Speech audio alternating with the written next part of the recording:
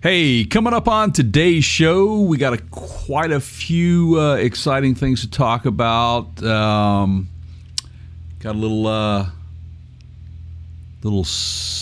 Jeep in space. Jeeps in space. I'm not kidding.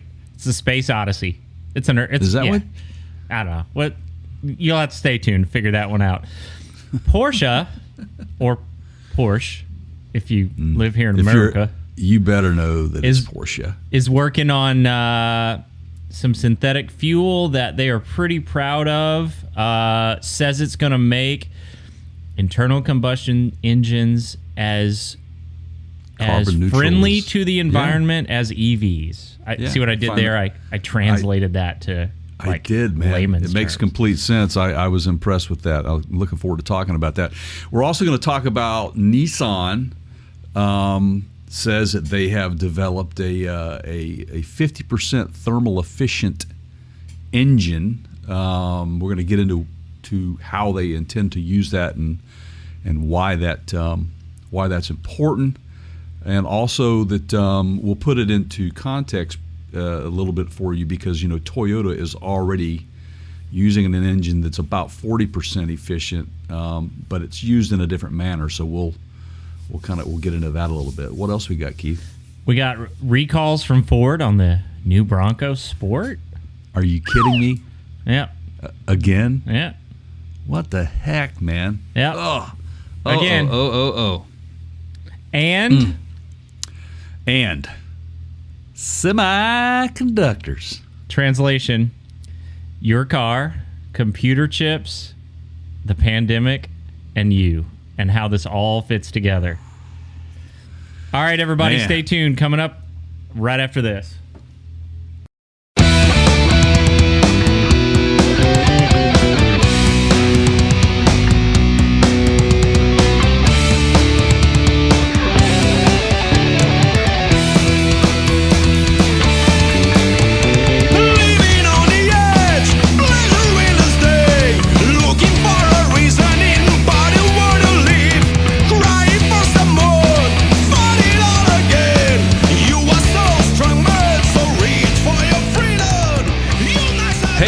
Everybody, welcome into the podcast. I am Jay, one of the hosts of this podcast, The Counter Show, with my good friend and co-host, Keith, over there. How you doing, my friend?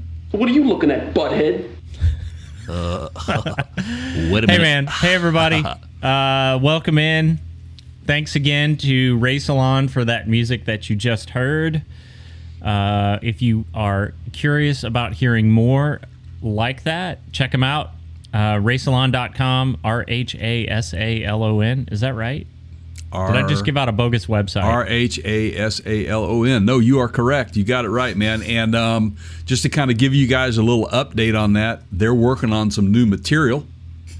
And we're going to try to get these guys on. They're working on something specifically for us, and we're going to try to get them on and do a live on-air first reaction of the tunage. We're going to have those guys back on our show, so we're looking forward to that, just to catch up with them and see how they're doing since the last release of their latest record. It looks like, actually, I gave out a bogus email or website address, Jay. Just go to partscounterguru.com/Ray Salon, and you can find out more. It's all there. And again, Ray Salon is RHASALON. They be on YouTube and social media, man. You guys go ahead and, to your heart's content, to go start looking and chatting with those guys. They're very active on social media, and they do respond very quickly. They enjoy it. They love good rock and roll. Anyway, so, hey, man, I tell you, I don't know where to begin. It's just this industry that we're in there is no shortage, zero shortage of things to talk about. Watching things sort of derail a little bit, then watching the unexpected. All of a sudden, you got to walk off, home run hit with one of these guys like Nissan. All of a sudden is coming back and starting to become a bigger part of the conversation as of late. It's been a real odyssey. It has been a real odyssey. Yeah, yeah. So yeah, so let's talk about this Jeep Odyssey, shall we? Let's talk about it. All right. So for those of you that have not seen this, go to our website partscounterguru.com. There is a link. It's called Mentioned on the Podcast. It's a tab along the top, and we will put this in. We'll put a link to this video that we're talking about here. In the Mentioned on the Podcast page. But Jeep just released I'm going to just... Okay, so here we are talking about Stellantis again. And right. I don't remember exactly what I said when you and I discussed this the other day, but it was something like these guys are paying attention and they get it, and they're... coming fresh off the heels of a Springsteen controversy, but they are continuing to stay relevant. It's almost like they've taken Ford's place in the social media and marketing star spotlight. I think so. And Ford is, if you look at the activity around Ford, they've kind of they're going in a different pace, going at a different pace right now, other than what they had been. So this is quite interesting to see the. Yeah. The changing of the guard, if you will. So late. They released a commercial, and you can find it, like I said, on our website. It's on YouTube, and it's playing. It's from 2001: A Space Odyssey. What is the theme? It's playing the theme song. Yeah, from the Space 20. Yeah, and you all know it. And it's basically all the animals that you would see on like an African safari, right, Jay? Right. Yes, absolutely, that's what it is. And you know what it kind of reminded me of a little bit, the commercial, with how the animals are reacting in the commercial is the Budweiser kind of a, or the what's up, that, remember that campaign? It fits that sort of vibe. But they're throwing in little pop culture references, like, I saw did you see the black monolith at the end? Yeah, I did, man. Right? And thought it was great. We've talked about that on this show. If you just crawled out from under a rock, or this is your first time listening, welcome to the program. Right. We covered the whole monolith scenario and fairly in depth Yeah, I'm monitoring it right now. I'm looking at the video, and it's great that they've. So if you haven't, you have to watch it. You got buffalo in this thing, man. I mean, they're all you got orangutans. You got wolves, llamas, hippos, gators, crocodiles, turtles, peacocks, owls. You name it, man. They ran the gamut with all this, and so they're appealing to the outdoor crowd, the overland crowd, in that way. Hey, you want to go out and explore and see nature?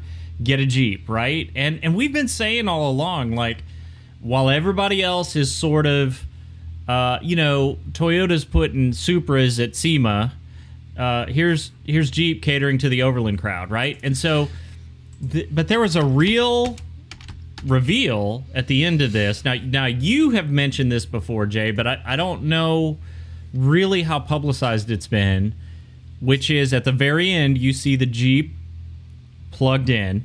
Yeah, the hybrid, the 4xe technology that Jeep announced late last year. So supposedly the 2021 Wrangler, the one that they are running in the commercial, 4xe is set to reach the dealers by this first quarter. So expect them to come out at any time. The pricing on those things, I did a little research on it. The 4xe Launch Edition will start at around right at $50,000. It's $49,490, I think, and then the Rubicon trim on that is going to be, I think, around $54,000. And those will be the only two trim levels available in this. Now, you heard us talk about the 4xe before because we did the Cherokee L reveal. We discussed that, and they mentioned potentially that technology being used in a Cherokee L down the road, the 4xe technology. So it's a plug-in hybrid. It's interesting. They only come in the powertrain on it has just one engine. It's a 2-liter 4-cylinder engine paired with a 17 kilowatt per hour battery. The two, they say, can put out about 375 horsepower and 470 pound-feet of torque, routed through an 8-speed transmission, which, by the way, we're going to be talking about transmissions that are affected by something later on in this podcast that we're going to get into, along with other electronics out there. So here's my question. Would you buy an EV or a plug-in hybrid of a Jeep, Keith? I feel like, for me, if I was going to buy anything electric, it would have to take the place of something I already have, and that would be a good candidate. It would be a good contender. Now, specs, which they have not revealed yet, are going to make or break this thing. If the range on this... So it's a hybrid, so I'm not really sure how that whole plug-in scenario works, right? Because they show you in the video plugging this thing in. Now, we typically think, when we think of plug-in cars, those are all electric. So what I'm using the term range because, I see a plug going into a car to charge it, right? Presumably. So what's the electric range on this? That's going to be a huge, if it's 40 or 50 miles like the first generation kind of Chevy stuff, I don't think it's going to matter, but it won't draw attention. But if it says, as you're discussing, the battery pack in the 4xe is good for up to 25 miles of electric only range. That's not a lot. Yeah, so why plug it in then? That doesn't make any sense to me. Yeah. It says it comes ready to go off-road with a 2-speed transfer case that enables full-time four-wheel drive, solid Dana 44 axles, 10.8 inch of clearance, and the ability to forward up to about 30 inches of water. It is estimated to return 50 miles per gallon and hit 60 miles per hour in around 6 seconds, according to Jeep. So that's a hybrid, right? It is. But if it's electric only, why do you need to plug it in?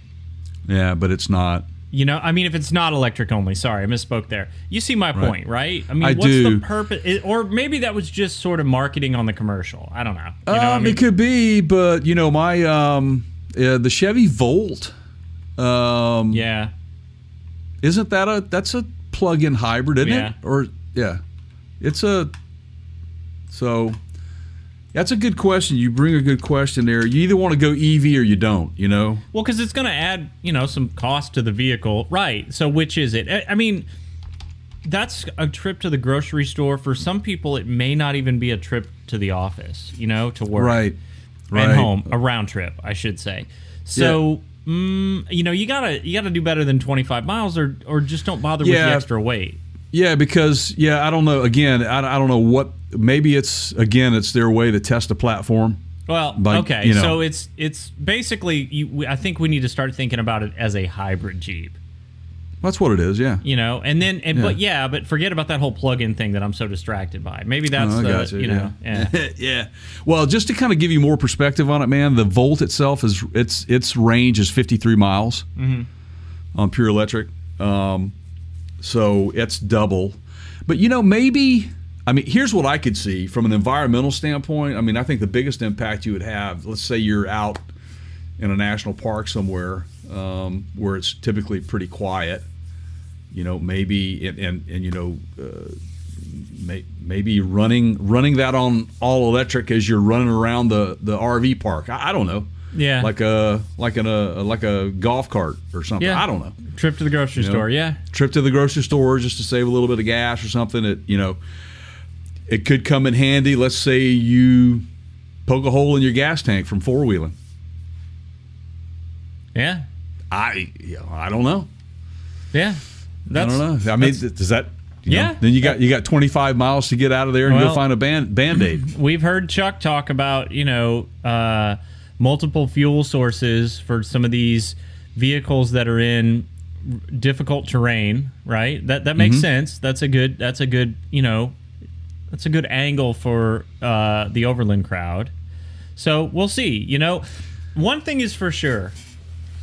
We are not done with this whole fuel source.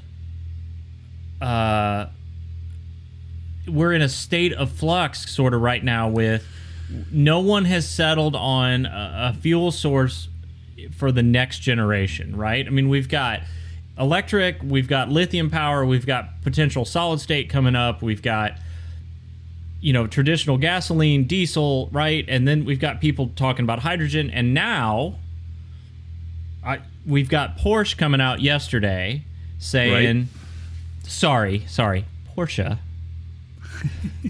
coming out yesterday saying they're working on a synthetic fuel source. Do they call it e-fuel? Is that right, Jay?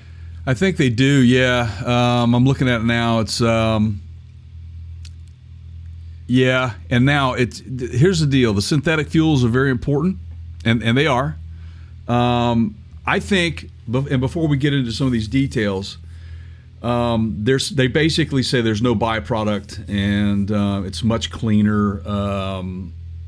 Full production will be starting, and they expect a CO2 reduction of around 85%. That right there. Okay, so that's a big deal. So remember, okay, a carbon reduction of 85%, as compared to I'm guessing regular gasoline, right? Right. I mean, we don't know that for sure. It's kind of an assumption I'm making, but okay. No, it is. And of course, what they want people to understand is that, and we've talked about this in prior podcasts, and you know, the Toyota CEO and other automotive CEOs have come right out and said, hey, or Bosch's CEO comes right out and says that we're not backing this saying that electric vehicles are completely carbon neutral. Right. And I think what Porsche's approach is to giving you more of a realistic approach to becoming carbon neutral by a specific date. And so having all these options out there with alternative fuels, I think, is extremely smart. And honestly, I feel that the synthetic fuel is more achievable than being all electric from an infrastructure standpoint. And just supposedly this stuff will run in every car out there. That's another. They're going to start testing in 2022, so that's, you know, right around the corner. Now, for those of you, let's go back to this 85% reduction in carbon emissions again. Okay, so for those of you that go right now, like let's say you drive a Tesla or whatever, and you're going, well, yeah, but it's all electric, and I have no carbon emissions. We have many times on this program, and it's not just our opinion. We have cited, like Jay just said, you know, the head at Bosch, the head at Toyota. All these people are coming out and going, you know, not so fast. Like, that power comes from somewhere. We have podcasted on that. We did an episode on where your electricity comes from. If you've been living under a rock and you haven't heard about what happened to Texas during the recent winter storms, you know, they have power. It's not just, you know, it's usually a mix, right? So some of it in Texas, a lot of it comes from burning natural gas. There can be solar power, there can be wind power, there can be hydroelectric power, there can be coal, it could be burning of coal, it could be a lot of things, okay? But there are carbon emissions created from the production of that electricity on some level. On some levels, I guess. So it is not zero, okay? So what Porsche is saying is we're going to be competitive with whatever those emissions are on the EV side, which makes sense to me because, you know, you have companies like Toyota who maybe aren't going all in on first generation EV batteries because of that very reason, because they're expensive and they're volatile, and they're you know, it's just they start to degrade quickly and all that. Well, not only that, you've got the car enthusiast out there. This right here gives the car enthusiast the opportunity to still have an internal combustion engine, to be able to tweak that thing. And, you know, for the gearheads out there, this is really exciting. Now, they're running these things already in some of their performance vehicles, but it takes a lot of, everybody has to understand, it takes a lot of technology in order for a vehicle to run on this stuff. Now, we're not there yet at the consumer level, but this is why Porsche is doing this. And again, this relates back to a conversation that we had with our good friend Chuck Lynch over at AERA about the technology from the racing industry becoming the norm at the consumer level, us as auto owners and buyers. It trickles down all that massive expense that they dump into race teams. They use on some levels for R&D for the consumer stuff. Right.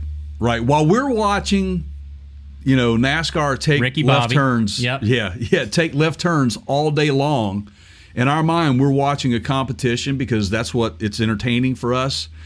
But honestly, those guys that are part of that team, those engine professionals, those guys that are tuning and trimming and doing all of those things, that's really live testing that they are doing for future vehicles that you may buy. You should look at it in that perspective and be supportive of the racing industry, guys. It's a lot bigger deal. It's not just entertainment. That technology will trickle down into what you own at some point. It already has, and you just don't. Right. You take it for granted because you just hop in it every day. So, but this is cool. I just had this realization, Jay. We are so if you think about it, these e-fuels, it can be, some of it can be consumer waste. I don't know, they're running on oils or trash or whatever. Right. But it's synthetic, man-made, right? It's probably recycled from something, or it will be. So we are one step closer to Mr. Fusion. Doc Brown powered the DeLorean in Back to the Future. Yes, right? Absolutely, man. We are. Yes. That's it, man. It's kind of headed there, is it not? It is really headed there, man. I think that we are. If you go back over the last 30 years and think about what movies have been put out and just futuristic stuff, look where we're at now, and you go back and go, oh, that was in Back to the Future. That's what's coming. This is so funny, man. Keith, I don't know what's wrong with me today, man, but I feel a little uptight, man. I don't know what's wrong with me, man. Maybe it's the pollution in the air. I don't know. Well, we'll get through this together, buddy. Well, I'm just having hot flashes or something. I don't know, man. So, do we need a signal word or safe word or something so that I know if you need it? No, I'm trying to be as thermal efficient as I possibly can in my old age. Remember, before we get on to the your heat topic, the DeLorean was not nuclear. It was, in fact, electric.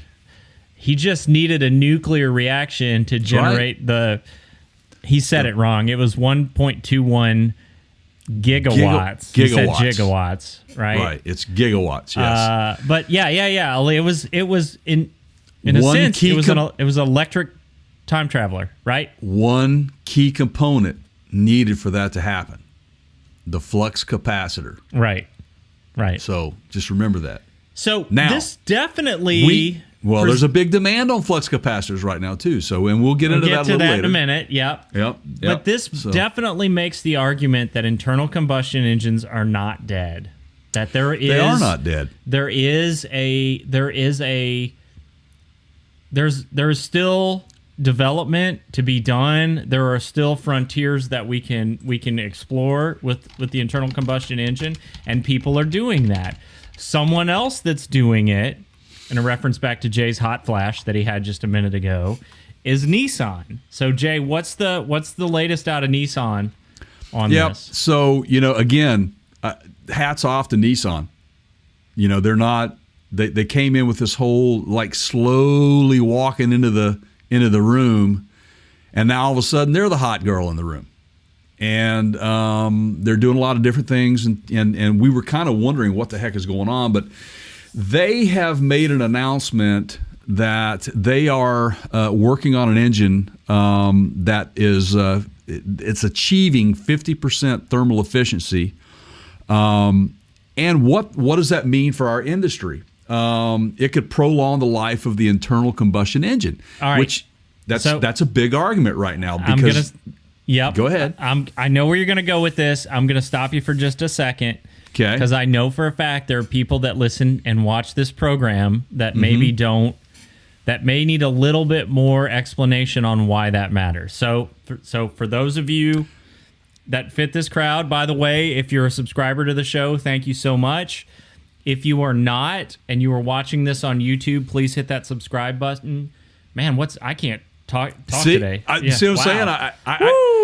I said I was uptight. I don't know. Maybe it's just my old age. I don't know what's going on here. I know there's one thing. There's a big fly in my studio right now, and I don't understand where it came from. They hibernate and wake up the first sign of 50 degrees. Maybe it's electronic. It's just a spy device. It could be an electric fly. So back to the electric fly. If you're watching us on YouTube and you haven't yet subscribed, please do so. It would mean the world to us.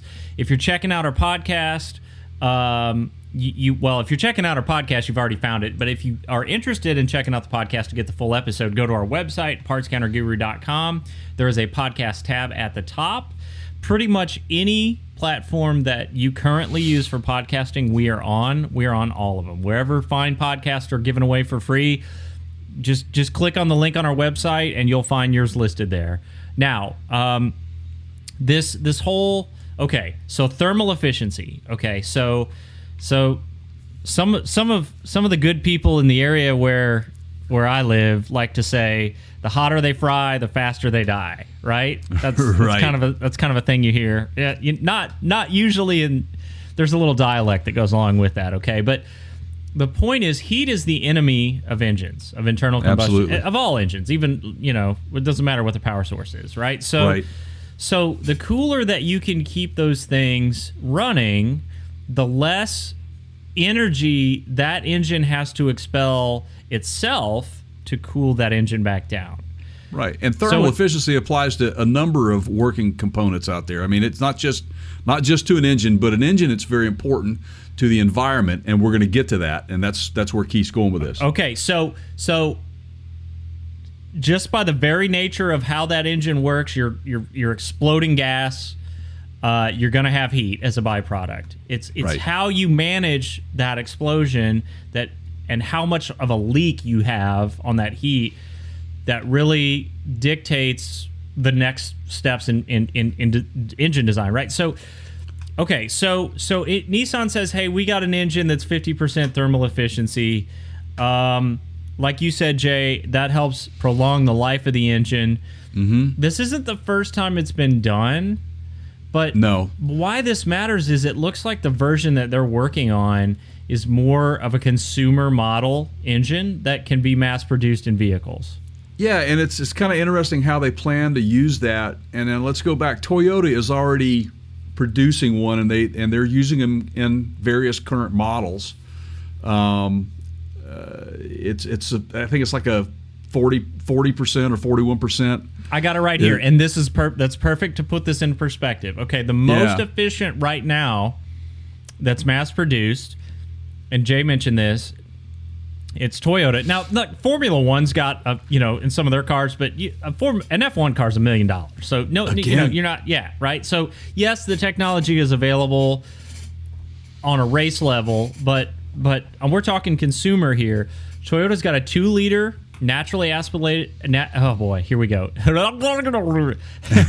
2-liter naturally aspirated 4-cylinder engine. It's 41% thermal efficiency. So in other words, right. 41% of that engine is producing power.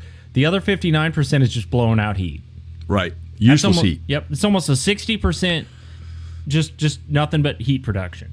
Okay. Right, and what that also is doing is it's wearing and tearing on mating components. Yep. And the technology that goes into these, like, for example, a lot of your newer engines, Chuck Lynch over at AER, he speaks to this quite a bit about coatings on cylinder walls. And those sorts of things help with the reduction of the thermal wear that's going on in there. Because friction wear is a huge problem in an internal combustion engine. So the more you can harness and not let get away, the better and more efficient that engine becomes in operation, and therefore, at the end of the day, the environment really reaps the benefit. Well, and the consumer, your pocketbook as well.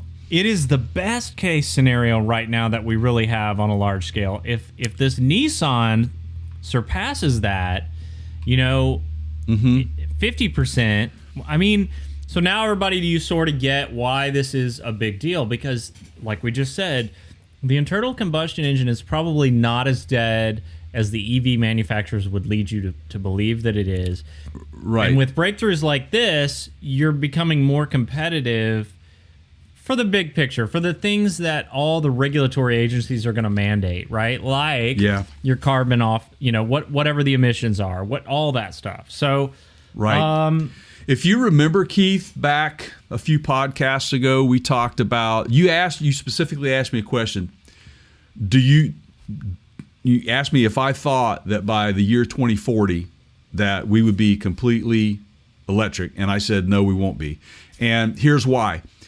And this is a great example of that, is that while we are dealing with the technology in front of us now, that's a bold statement to say that we're going to be all EV by then, but the technology changes so much and so fast that then you have things like this that pop up that go, oh, wait a minute, well, maybe we don't have to be all electric. Right. Maybe we can be using synthetic fuels like what Porsche is in the process of developing.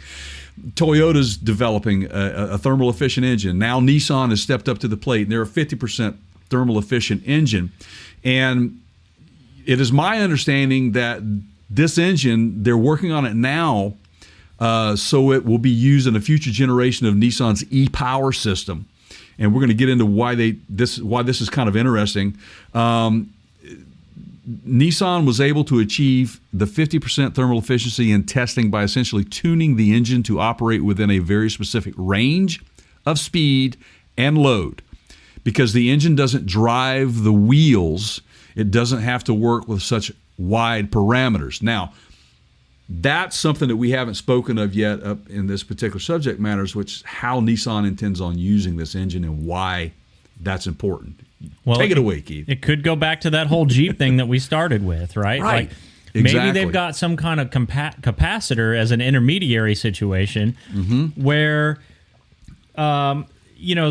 the engine itself, the internal combustion engine, is creating enough of a current, like a generator, right, that it's stored up in a capacitor, and that capacitor can deliver it to electric, something, right? Engines, wheels, whatever, right? So, potentially, how is that different, right? Well, today in your gasoline-powered engine, if you stomp on the gas pedal, you increase the explosion, the rate of combustion that's happening, and those cylinders are firing, right, faster.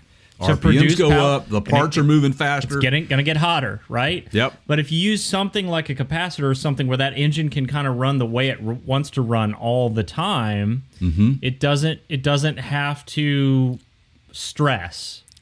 There's a lot less dynamics going on with that, and it's a more controlled environment as well. Because that's why we have so many computers, onboard computers now. Yep. On vehicles, is specifically it learns the habits of each driver typically. As a matter of fact, some of the smarter cars out there, like for instance, we talked about my Mini, BMW products, and your higher end vehicles, they'll have a couple of different key fobs, right? Yep. And the key fob will have, seat settings and radio settings, all the creature comfort stuff. But what a lot of people don't realize, it knows it's you getting in. Therefore, that computer, that system, the onboard system knows what to expect. Therefore, it's going to run at its most efficient rate that it can while you're driving it. And then I get in, I'm lead foot, and it's different, so it's going to compensate for my driving habits. Those are the types of dynamics that this particular engine won't be subjected to, because its purpose is for something else that we'll talk about here. And that's what kind of gives it that ability. It's smart. It's a smart use of internal combustion engine, really, in my opinion. It's like a stationary engine, like hospitals run these big, huge power gen setups. Those things are not stop and go traffic. They're not. Those things are not occurring. Uninterruptible power supply, consistent power. And they're running pyrometers, which measure the exhaust gas temperatures. And they have which is sending generators information on the back end. If there's a reduction in current, whatever, they kick the generators up 3-4 seconds later to supplement that. And all the while, your output, right, that you're talking about is consistent. Right. So I want to, real quick, I'm gonna just dip my toe into this pool of controversy for a second. So Nissan says that they're aiming for 100% carbon neutrality by 2050. Now that's 10 years later than GM's targeting. I want to go back to something that we have talked about many times on this show, because I don't think we're not done talking about it. And what we've seen in the United States is not. It's not going to stop. It's going to continue to trend. We saw it in the UK as well. And that is, California was the first state here where, remember, Gavin Newsom came out and said, no more sale of new gasoline engine vehicles by, what was it, 2035. 35, okay. 2035, yeah. I feel like, and here comes the controversy part, okay? I feel like that was a bad move. But let me explain before you guys get all, defensive with me. By the way, we welcome your letters, partscounterguru.com. Click on the Ask Us a Question tab. We'd love to hear from you. Or leave a comment in the YouTube section here. We read those. So I feel like it would have been a better move to start with the objective in mind. What is the objective? Is the objective a cleaner environment? Okay. Then let's establish metrics that we can use to get there. Right. Telling everyone that you can't sell internal combustion engines by 2035, first of all, gives electric vehicle battery-powered cars an unfair advantage. And second, it doesn't take into account the things that we've discussed in the last two segments. Porsche working on an e-fuel that reduces their carbon emissions by 85%. This engine that Nissan's working on right here that reduces thermal output, which ties into emissions. All this stuff is internal combustion engine based. Yeah. You coming out here and going, hey, everybody, we're killing off gasoline engine. Well, that's some lobbyist that just got their hands on you and told you one side of the story, but it's not objective. Go to the manufacturers. Let the creative minds do this and go, hey, auto industry, I need to see your plan, and we need to know what you're going to do to reduce, again, whatever your goal is. Like, is it emissions? Is it, and I need to see it incrementally happen over the next 30 years. What's your plan? Right. Okay, ready? Go. And then everybody submits, right? Yeah. And you take it from there.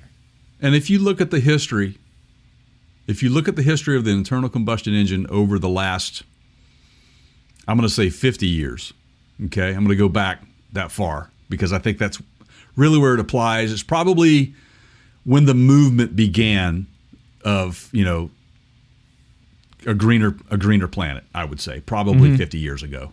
The 70s, when you say late 60s, early 70s. Yeah, catalytic converters kind of. Right, the generation of, being aware of the environment. The switch from leaded gasoline to unleaded gasoline. Right, and that all happened in that time frame. Take a look at the technology advancements. And again, I bring this to the attention of everyone because we've said it before on the exponential growth of technology. That is why, again, I say I still think the internal combustion engine is going to be around in 2040. Well, but it may not be as we know it now. And that's important to put out there. So don't make the internal combustion engine the bad guy here, because it's really not. We just have to learn how to make it a better component as consumers to get us through, around. I mean, we use the internal combustion engine for just about everything, man. As Americans, we love to argue. It's like you just don't. It doesn't even matter, Coke, Pepsi, right? Like we'll pick anything to argue about, And yeah, it seems to me that if we would stop picking topics to argue and start discussing objectives and solutions, right? And many times we all want the same or similar things. We just have different ideas on how to get there. I bet you that the majority of the people, when the governor of California, Gavin Newsom, came out and said, we will be 100%, there will be no more internal combustion engines sold in the state of California by 2035. I guarantee you the first thing that popped into everybody's mind, they're going to take away my car, they're going to tax us to death, because that's the first thing, because somebody's got to pay for that. So he didn't give you, that's a big, huge gray What's the area, plan, man. right? Yeah. Right. He didn't give you any information on what to expect from that. And we are learning, and we continue to learn. And Jay, I hope I'm wrong on this, but I feel like a few years from now, we're going to start seeing waste issues with these first and second generation EVs with all their batteries that are expensive to replace, and that's toxic chemicals in those batteries when you have to dispose of them. What are you going to do with that stuff, right? So I feel like it's a very short-sighted move. We haven't even started to talk about how the load on the power grid when everybody drives in California that already has power grid issues when they all start plugging in their cars. So we've got some things to solve. Now, I am not saying, you guys, please, before you object, I am not saying we can't do better. We shouldn't try to do better. We shouldn't have some concern over waste, pollution, emissions, and all that. I'm just saying, let's figure out the objectives first, and then let's talk about ideas on how to get there. How did we end up in this hole? I don't even know. We were talking about Nissan and their thermally efficient engine. Yeah, I mean, but it all ties into, this is how important the automotive industry is to our environment. And you can see that manufacturers are diligently working towards that neutrality. They want it to happen. I think we just all need to be a little bit more patient, and have a little bit more understanding of what drives that and the technology that goes into that. And, just to give you an idea, so as far as an engine like what Nissan is intending on producing, a 50% thermal efficient engine, there's only one right now, and that is the Mercedes-AMG 1.6 liter. It's a Formula One V6 that's out there. Again, racing technology. Pocket change, Jay. Pocket change. Yeah, those F1 cars right. are only like a couple, what are they, $1.5 million, whatever? Right. And if you want to, you can go to Boddington in England. We did a podcast about it. You can go get yourself a ride in a Formula One right now over in Boddington, now, England. That technology will trickle down from Mercedes into their luxury line in their consumer vehicles. It's just a matter of time. Time is a big factor. You brought this up. And something else nobody's taken into account here is this pandemic that we've been in the middle of now for right at about a year is affecting R&D. It's affecting development. Tremendously. There's a huge... We've talked about this before. We're about to talk about it again. There are supply chain issues. This really stretches what you can do as an automotive manufacturer when you're trying to make sure you have enough parts available to fix the cars that are already out there on the road. Right. It's again, the automotive industry, period, has such a huge impact on global economy. This is why these things are such a big deal. Historically speaking, okay, can't predict the future. I don't have a crystal ball. And if I did, I'd probably go to our website, partscounterguru.com, click on the Amazon link and buy one. But I digress. Historically speaking, as the automotive industry goes in the United States, so goes the economy. That is why they are always looking at quarterly car sales from the major manufacturers, because if they see a decline across the board, like we saw last summer, where GM, all of them reported, trouble, we all got spooked. Checks started being issued from the government. Why do you think that is? Well, because the economy was starting to tank, and things picked back up a little bit, and that's great. But Jay, you're right. If the auto industry starts sucking wind, it's not a good sign for the rest of us. That's right. I tell you, man, this is why we love talking about this stuff. It is relevant to just about every person that is. If you're in a vehicle, riding on a bus, this is important to you as a whole, but most importantly, it's important to our future generations. So again, our children are going to be the benefits of some of this technology coming out, and it's going to be a completely different animal, I think, by the time that I'm 80. I hope I see 80. Yeah, I mean, we're seeing some real significant changes right now. I mean, I think before you get to 80, I mean, maybe just, in the next 5 to 7 years. It's true. One of those supply chain problems that we're up against right now is with the semiconductors. Now, people, okay, you hear that term, what do you think of? I think of Back to the Future. Okay, and let me give you a big, corporate name that you might see if you were like a Wall Street, like if you're watching the stock market, okay? Intel Semiconductor Corporation, right? Oh, yeah. AMD. Talk about thermal efficiency. Okay. Ooh. So these are chip manufacturers, right? Semiconductors. Right. Silicon-based, usually, okay? Most of the time they're in your computers, smartphones, tablets, but they're also in... Jay. Transmissions. They're all over. They're in a lot of components, electronic components, on your vehicle, your onboard system, your computer, everything. So Doc Brown's DeLorean was not the only, contrary to popular thinking, the only car with a semiconductor. If you want to go flux capacitor, essentially that was a It was a Gen 1, okay? But, yeah, right. So there's computer chips in today's cars all over the place. Oh. And the more, we got Jeep talking about their 4xe, the more of this kind of, thermal efficiency talk and, controlling the engine output to keep it from getting too hot, that's all computer regulated, okay? So now we have a situation where there's a real shortage with this stuff. Big time. To the point to where we've had multiple plants shut down, not only production plants for Chrysler's 3 minivans, or Stellantis, if you will. They've had to furlough people because of it, because they don't have the components to assemble complete assembly. You've got plants that are using these chips in specific components that will get shipped to those plants that are assembling those vehicles in Canada and up in Detroit and those areas that are also affected, that have had to close because of shortages. It's a big deal. And you just hit on it, Keith. It's not just the automotive side of it, but it has impacted the automotive industry now more than ever has it before.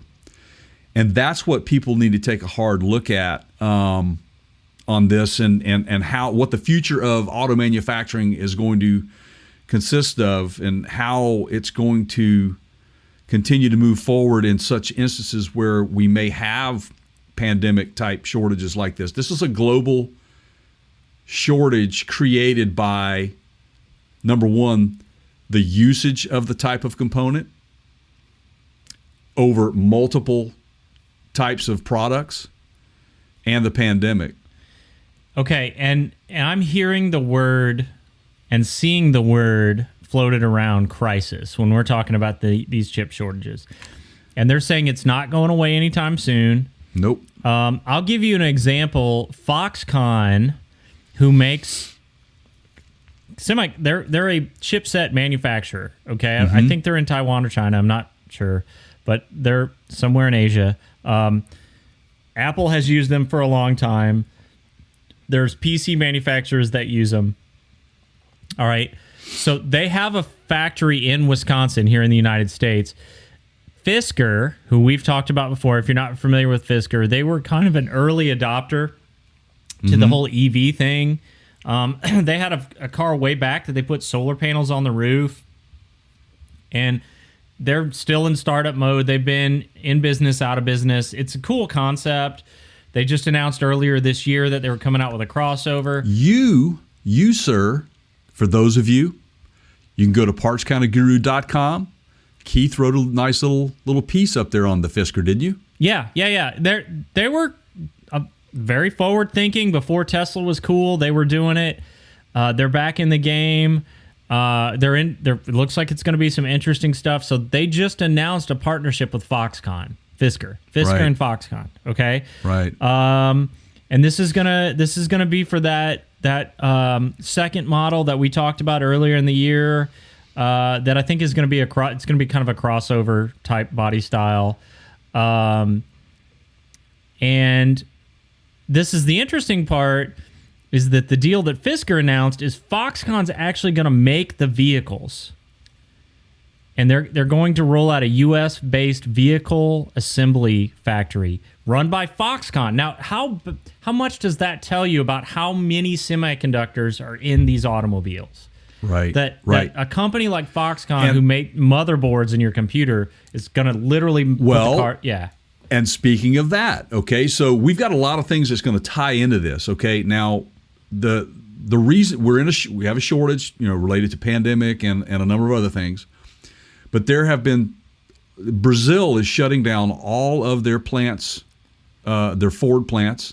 Ford in Brazil is shutting down all their plants, and it's not because it's not economy driven in the sense that it's not because they're not selling vehicles, right? Right. Well, their sales were off. They do continue. They say they will continue to keep the Troller plant, which basically is the, parent of the Ranger. the Ford Bronco Sport. Really, I think if you look at that thing, it really looks like the Ford. It's like the Brazilian version of the new Ford Bronco. So it's a Brazilian Bronco. It is a Brazilian Bronco. It's hairless. Woo! Okay. Oh. All right. So, but this. I'm sorry. Did I just completely just no? You didn't. Okay. But what I want to grab back on that train, which is that this is Ford's way, really, too. And they've come out and said it. Was it Jim Farley, the new CEO of Ford, has basically said that it's part of their bigger plan to become more lean and an efficient auto manufacturer. Okay. And how does this tie into this? Well, here's how this ties into this. How can you become a more lean and efficient auto manufacturer when you still have to sell vehicles down there, when logistically it makes sense to have a plant there? What you do is you automate, okay? With automation comes the use of computer chips, semiconductors, all these things.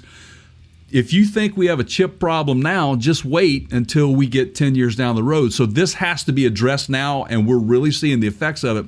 And as a matter of fact, it's gotten as high up as the new United States administration. Semiconductor executive Tom Caulfield, he knew that there was a crisis brewing, and he started getting a lot of calls from some of the big automakers just before the Christmas holidays. Basically, the chief executive chip maker of Global Foundries is who he is the CEO of, recalls the auto executive saying Ford, Volkswagen, BMW, Daimler-Benz, Fiat Chrysler, which is obviously now Stellantis, GM, every one of them have become his best friend. For a lot of reasons, because they need these semiconductors, man. You have 5G cellular pushing that also. They're making more chips for those. That's everybody and their brother has now gotten in line to put electronic components in their products. Well, the shortage is, bottom line, on the automotive industry side, it's forced GM and Ford to slash production in 3 states, in the U.S. here as well as in Canada and Mexico. It threatens some jobs, actually, at those companies and some of those suppliers. Supposedly, the current administration has leaned on big chip producers and their host nations, including Taiwan, to increase output. But on Friday, governors from 8 states urged President Biden to redouble those efforts, warning of a growing list of automakers and suppliers and dealers negatively affected by the shortage. What can you do, though? I mean, because you can't make these companies ramp up their production if they are already at capacity. I mean, that costs money. They have to build more facilities. That takes time. I mean, how do you, I mean, if you're operating at near 100% capacity already, you can't get blood from a rock. I mean, what's the solution here? Right. I don't know. Maybe we should start making some chips. Yeah, well. And I ain't talking about Tim's Cascade chips or Right. Frito-Lay or anybody like that. Look, semiconductors, man, they are the brains behind a lot of products. And that's how important this is. And we're talking vacuum cleaners, refrigerators, computers, space shuttles. Everything, man. The average automobile, man. Jay, check this out. I read yesterday, and I want to know if you've heard this. The processor components in the new Perseverance rover, new to me. Yeah. Okay? It's running on, I want to say it was a late 90s model iMac-based processing platform. Isn't that crazy? It is. Yeah. But that just goes to show you that there is some really good technology that dates way back. I mean, like, not just the vacuum brand that you mentioned, but the robotic vacuums, the Roombas, all those smart devices that you've got in your house now with speakers in them and all your doorbell cameras and on and on and on, man. I mean, we are everything. Yeah, I mean, when you get into a vehicle and, probably the first thing you do these days, I know most people do, is you sync your phone to your car. Okay, that takes an effort by the onboard system to do that. You roll or you hit the button for your power window to go down, or your power moonroof or sunroof to go back, or airbags to deploy when you get in an accident. All of these things, man. It's just I don't think people understand how big of a deal this really is, and that's why it has caught the administration's attention, Congress, to really act on this and get these people together. We need to get. This is almost like it's not a. It's a crisis. They use the word crisis. They use the word crisis. You're absolutely right. We reported on this. We had Ford and Google announcing a partnership just recently. Like 2 podcasts ago, ties ago. Pad Thai sounds good. Right. I mean, do you think that's not going to... I mean, it's going to be a factor.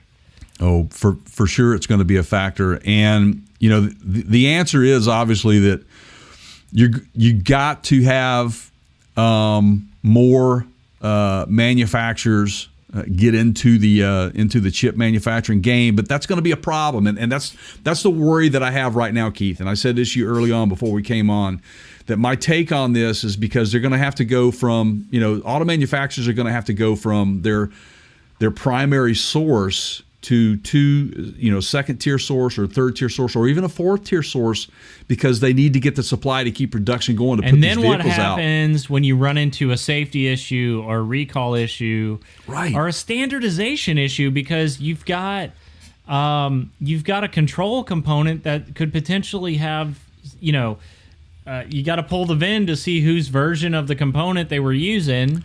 Well, and you got 5 different parts that, Right. Well, luckily in our world, Keith, as you well know, we have preached this to everyone about understanding what your vehicle identification number does for you. It is the DNA of your vehicle.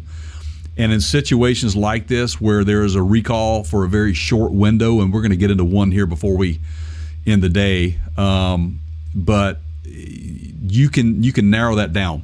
I mean, right to the day and the hour that vehicle was produced. Thank goodness we have a really robust SPC system in place, or statistical process controls in place, that when something happens, we can go right back to that. You can even go back to the person that was on shift that night and find out what was going on. I mean, that's pretty important, and that's how intense this can get. So when you hear of a recall, it is those resources that the auto manufacturers have pulled from to get a more direct call out to those individuals that are owning those vehicles. This is a big deal. It's a bigger deal right now than I think most of us realize at this point. And I think the residual effects are going to be felt way deep into the summer from this. And it's going to impact all these manufacturers that have made a lot of promises, like Ford on the Bronco, getting it out, being able to deliver it. And look at how much issue GM has had with the Corvette, or the continuous delays of, say, the Cybertruck, or all of these things getting delayed. These are reasons for this happening. All right, so let's. This is as good of a line in the sand as any, because you've baited me now. You've mentioned the word Bronco several times in the past minute. Yeah. So we did a Bronco reservation on this program. It was not the Sport. It was the actual Bronco. Okay. Right. I did it. I just canceled that reservation last week, Jay. Bummer. And the guy they were hot and heavy on me for several weeks. Get your order in, get your order in, get your order in. They're salespeople. That's what they do. And I politely wrote the guy back and said, hey, man, looks like there's only going to be a 4-cylinder option for the short term and the manual transmission for the Bronco. And because of that, I'm gonna go ahead and cancel my reservation. But if that changes, we'll talk again soon.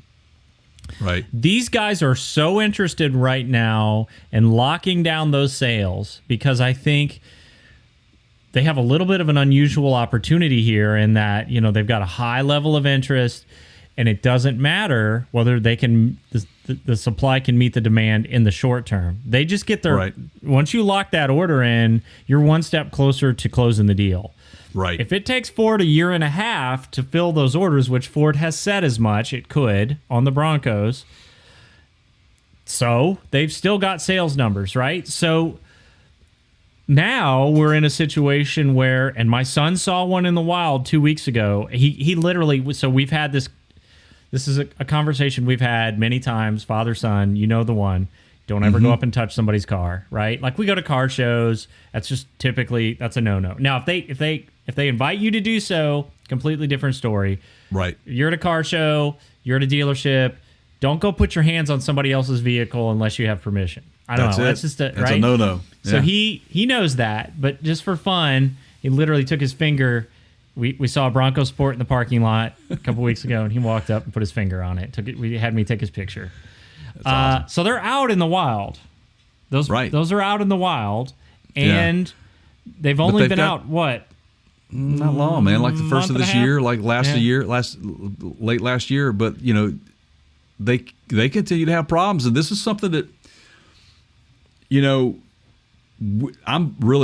I am surprised, but I'm not surprised because it's really been kind of an odd situation with Ford rolling these Broncos out. I mean, we're first of all, for me, I was scratching my head. If you're bringing the Bronco back, why are you bringing back a Bronco Sport? Or are you bringing a Bronco Sport into the mix, a smaller version? And it's collectively for sales. We know that. They're trying to reach all core groups, and I get that. But sadly, man, when you rush things out, you have problems. And they've got another recall on this thing. They had rear suspension issues earlier. That was the first major recall. That was the first major recall on this Bronco Sport. This is the subcompact version of the Bronco. But now they've issued another recall because some of the Bronco Sports may be driving around with the wrong front lower control arms. If you don't know what a control arm is, they basically connect the front wheels to the subframe. And in certain situations, you could lose control and it just doesn't handle, and you could roll the vehicle over. You could lose control of the vehicle in certain dynamic situations. It's a big deal. Now, to err on the side of how well we do things and how well we track things in the industry, like we were just talking about, there's been no related accidents to this, they said, or injuries, and only 106 Bronco Sports are potentially affected, with Ford pinpointing 50 of those at most to actually have the wrong parts. All of those Broncos, they said, were assembled on the same day, December 9, 2020. So if you're the owner of one of those, you want to get back to your dealership. And this is that old joke of, was it a Friday assembly? Right. I mean, somebody potentially, I've had this conversation with family members who shall remain nameless to protect their jobs, who work in assembly plants, who say, man, I cannot even, you would blow your mind if you knew the stories of how it's just a matter of move it on down the line, move it on down. Yeah, there's a problem. Is it a big enough deal to stop the line? If it's not, move it on down the line. Well, interestingly enough, they're pinpointing this to the supplier, which was Martin Ray Automotive Structures. Well, of course, a Canadian company. Let's blame Canada. They apparently provided the wrong lower control arms due to insufficient material control. And again, statistical processing control. When they heard of the squeaking noise, they identified, well, this is not correct. And so obviously the squeak occurred because of probably contact points that should not be occurring with the right materials being used. So I get that. All right. So the term in the industry, which I laughed when I saw this because I've used it so many times. Here we go. I've used it so many times. The technical term for these types of things in the automotive supply industry is done goofed. Yep, we done goofed. So I'm just going to ask a hypothetical, theoretical question here. Now, I'm sure I'm wrong, and this is just wishful thinking on my part. Okay? So Jay, let's just say for a minute that you are a qualified individual capable of working on assembling an automobile. Okay? Mm-hmm. Mm-hmm. Now, you're gonna do a very repetitive task day after day. In this case, you're attaching assembly arms to the subframe. Right. Okay? We're going round pin in a round hole is what we typically do all day long. Right. Yes. Round pin, same round hole. Yes. If you show up to work one day and those pins are different, do you keep on trucking? Do you point it out? Do you say nothing and do nothing and just keep slamming and jamming? Well, for me, I definitely bring it to the attention because I've you know me, man, was part of quality control for quite some time. So that's my job. And in all honesty, for any assembler, if something doesn't look the same, then yes, you should say something. So it got missed. So I'm not trying to blame the person that did the assembly. I'm just saying I don't know that blaming the company that shipped these in Canada is as responsible as, maybe they did have fault to an extent, but if my job is to build the vehicle and you send me the wrong parts, should I not go, yo, bro? Right. These ain't the parts I asked you for. Yeah, and honestly, man, to err on the side of the assembler, if it truly is a material related issue, they would have no idea unless there was some specific marking on it. Okay, so and if the identical. marking, if the marking looked, absolutely, and I can tell you how that can happen. So if you look at, say, a valve stem seal, the rubber part that makes contact with the valve stem itself. Typically, what's used out there now one right here. Yep, it's a really high grade material. It's a Viton material. But there are other materials out there. There's poly materials. There are lower grades. And unfortunately, there are aftermarket manufacturers out there that will cut corners. So that example there is not a safety issue. It's but they look the same. But they look the same, and that's the point I'm trying to make. You can certainly copy that. I don't think that this was a malicious act. I think that somebody somewhere put the wrong bushing in the wrong hole, and it looked the same, and they done goofed. So it could be the manufacturer, it could be the assembler, it could be a combination of both. You just don't know. But luckily, at least Ford is going back, and they have means to go back and pull those things off the highway and get those things changed. And that is a good thing. And we've seen Ford do this before. They typically do step up and treat these recalls with a level of seriousness, and they try to do the right thing no matter how many recalls they... Yeah, but you know what, though? But what another black eye for these guys. Yeah. Because they've had, over the last 2-3 months, there's been some issues that they've had. we're a big fan of Ford too. So we're a big fan of the auto industry as a whole. You hate to see anybody kind of fall down on their face, but I could pick on GM right now. We just talked about the EV movement, and they dedicated everything to all EVs by 2040, and here we are talking about Nissan coming out with a thermally efficient, a 50% thermally efficient engine, and then of course Porsche with the new fuel. So it's interesting, man. It's interesting. All this stuff is so tied together. Yeah, it's interesting. So, do you want to stick a fork in that? I'd say let's stick a fork in it. Yeah. All right. Yeah. I've got a couple of places where I'd like to send people, if you don't mind. All right, everybody, listen up. Yep. Hey, first of all, if you are a subscriber to our podcast, we really, really, really appreciate it. Thank you so much for that. If you wouldn't mind, tell some friends of yours about us. And I think they will enjoy it just as much as you do.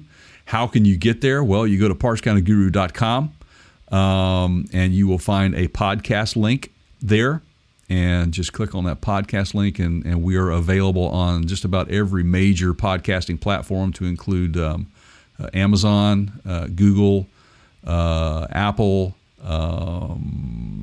TuneIn, Spotify. God, man, we're all over the place. Where else? Any more, you think? Probably. You'll have to go to the website. Yeah, I have that to go Jay to the mentioned website to find out. Yeah, check that out. But anyway, we also have video segments of these things. This particular one might be up on there. Go to youtube.com/PartsKindOfGurus. While you're there, hit that subscribe button. Give us a thumbs up. Hit that bell to be notified every time a video comes out. And please forward that on to friends to get them to subscribe. We're on all social media platforms. That would be Facebook.com/PartsKindOfGurus. We're on Instagram.com/ThePartsKindOfGurus. We're also now over on Twitter. Our Twitter handle there is @TheCounterShow, which is what you've been listening to. And if you get the urge to go buy something, man, make sure you go back to our website at PartsKindOfGuru.com and hit the Amazon icon. That takes you right over to Amazon through our site. We get a little bit of love from that, which helps us keep doing what we're doing, and we would very much appreciate that. And there you go. Happy listening. Yeah. All right. Thanks, Jay. Thanks, everybody, for tuning in on whatever and wherever you have chosen to do so. We look forward to seeing, talking, hearing, smelling. I don't know. Can't do that yet. Well, we'll they keep building them chips. Right. We'll appeal to your senses again soon. Until then, that is my podcast partner, YouTube partner, content creator, cohort, whatever else over there. That's Jay. I'm man. Keith. The man. Thank you, everybody. I'll leave you with this. When you reach the end of your rope, tie a knot and hang on. See you next time. Take care, everybody.